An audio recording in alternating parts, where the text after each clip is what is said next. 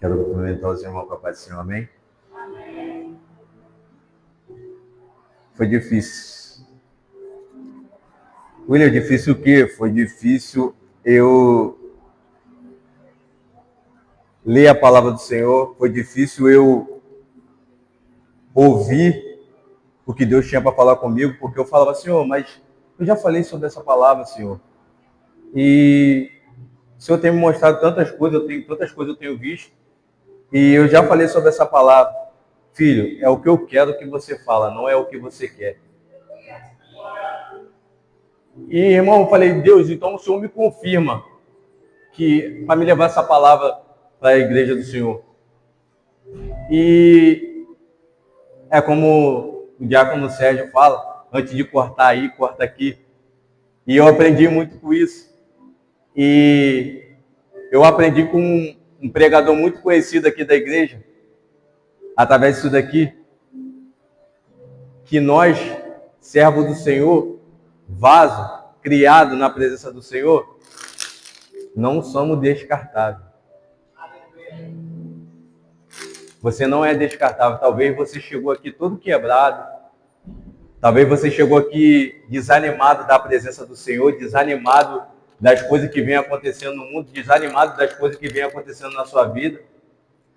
Mas Deus manda te dizer nessa noite, você ainda é vaso. Mesmo quebrado, você ainda é vaso. Copo descartável é para jogar no lixo, mas vaso ainda quebrado continua sendo vaso. Então você é um vaso na mão do olheiro. E para você ser vaso na mão do olheiro, você não é qualquer um vaso. E não é qualquer um olheiro que te fez. E ele vai fazer diferente na sua vida nessa noite. Amém? Vamos para a palavra, senão a gente vai levando.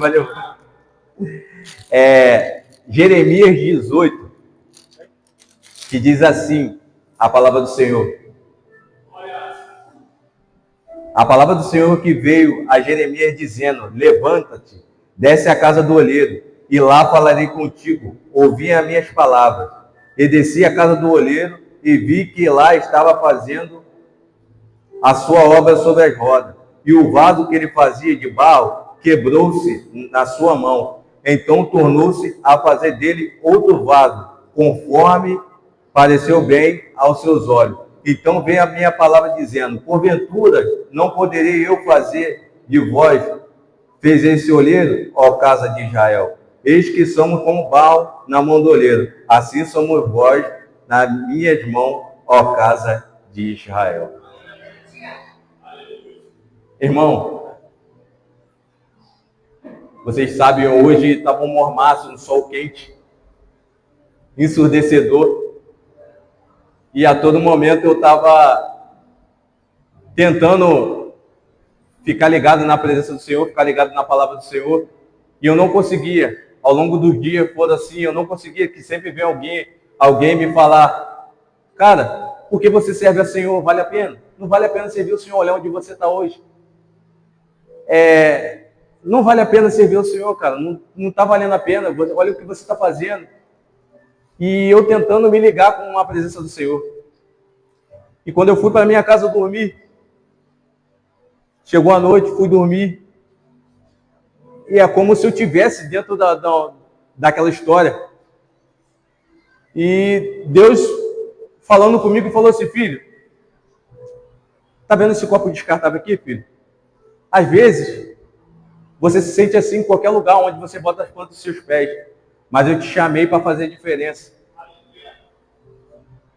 E Deus falando assim para mim, filho, é para você falar isso para o meu povo. Você tem que falar para isso para o meu povo. Eu te chamei para você pregar, não para você ficar parado.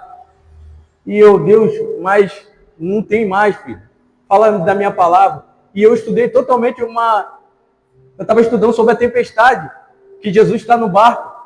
Mas não era isso que Jesus queria falar. Ele falou, filho, eu sei que você está se sentindo todo quebrado. E talvez você entrou aqui nessa noite todo quebrado, achando que nada está acontecendo na sua vida. Mas para você chegar aonde Deus quer chegar, Ele tem que te quebrar e te amassar todinho, porque tem um processo. O processo é, primeiro, o olheiro vai ao lugar pegar o barro, depois o olheiro volta, porque não é qualquer barro, ele volta amassa bem o barro, amassa bem, o barro tem que ser amassado bem, a parte do processo ele tem que ser amassado bem, para depois ele modelar o barro. Mas se o barro não estiver do jeito que ele quer, o que ele faz, ele amassa e faz de novo. É assim Jesus nas nossas vidas. Talvez no momento que você está vivendo nessa noite, ou no momento que você está vivendo na sua vida, no tempo real, nada está acontecendo, está tudo desmoronando, está tudo caindo de cabeça para baixo, mas o olheiro continua fazendo o vaso. O olheiro ainda continua fazendo o vaso. Eu acho que você não entendeu ainda. Talvez os outros olham para você, ah lá fulano, ah lá William, não vai sair dali nunca. O William só tinha 2 calças para ir para a igreja. Durou 7 meses.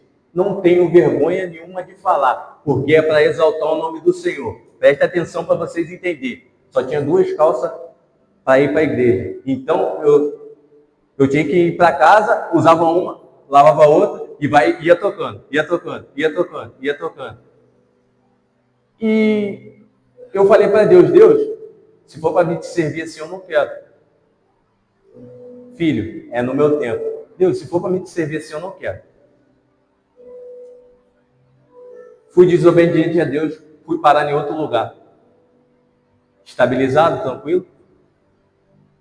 Mas Deus usou um servo para falar para mim, eu vou te quebrar todinho e vou te fazer um vaso novo.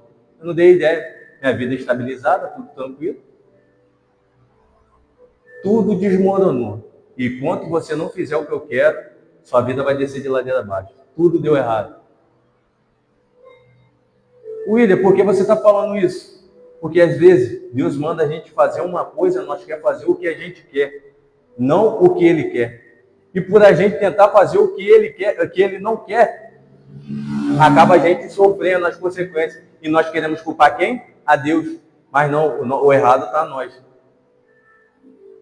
Às vezes, você está falando, poxa, William, por que você está falando isso? Isso é para mim. É para você e para mim, meu irmão. Porque tudo é um processo na vida. Vão falar, vão criticar, vão falar que você não vai conseguir, vão falar que você vai ficar no meio do caminho. Mas você ainda continua sendo um vaso na mão do olheiro. Por que você está... William, por que você continua falando que você continua sendo um vaso na mão do olheiro? Copo de vidro quebra. Copo descartável quebra. Primeira coisa que a gente faz com o copo de vidro quebra, nós joga fora. Primeira coisa que acontece com o copo descartável, quando a gente usa, a gente joga fora. A gente pode até tentar consertar o copo de vidro, mas ele pode cortar a gente pode acabar se machucando. Mas o vaso não. O vaso, mesmo que ele quebra, ele é muito difícil, ele corta, mas é muito difícil cortar, mas a gente tenta remendar aquele pedaço que dá para remendar. Mas só que na mão do olheiro, ele não remenda. Na mão do olheiro, ele faz de novo. William, para que o olheiro está fazendo o vaso? Rapaz, Deus faz as coisas muito impressionantes. Eu falei, Deus, como é que eu vou mostrar para a igreja que para que Deus está fazendo o vaso? Olha aqui, irmão, que eu vou mostrar para vocês. Para encher de azeite. E quando ele enche de azeite, alguma coisa acontece. Sabe, irmão? Às vezes você pode estar sem azeite nenhum. Mas quando o Senhor enche você de azeite, alguma coisa na sua vida acontece.